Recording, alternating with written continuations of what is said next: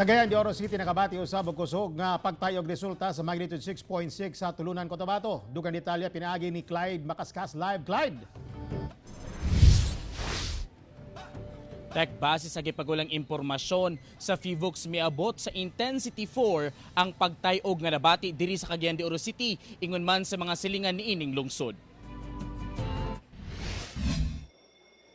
Pila ka minuto dihang magsugod na unta ang City Development Council meeting sa Cagayan de Oro City.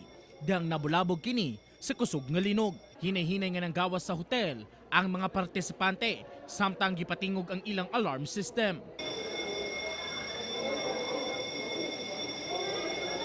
Kusog siya, murag siya giduyan no na so na shock me labi na pagyo dito sa ako ang place na pagyo chandelier sa akong ibabaw. Sa sentrong bahin sa syudad, sobra oras nga nagatang gawas sa usa ka mall ang mga empleyado so sa ka call center company. Oh my God! Inay! Gawas! Nagpanik mi tanan kay since naami sa 7th floor taas tapos nagkuan na nagpanik na parang uban so gi-stop na mo ang calls kay within the call man to tapos na manay na ang aircon hapit na mga hulog ana tapos mangwa na ba so pagkuan na ay pa rin Ninyo ang urban floors affected po.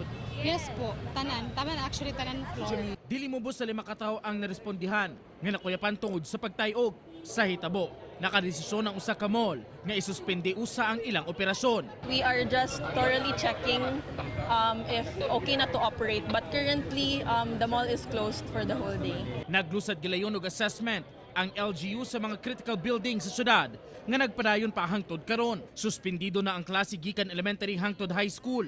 Samtang pipila na sab ka universidad ang nagsuspinde og klase. Sa Iligan City, nanggawas sa kalsada ang mga residente ug pipila ka mga trabahante sa mga patigayon samtang galinog. Parayon pa ang assessment kung dunay mga strukturang naapektuhan sa lugar.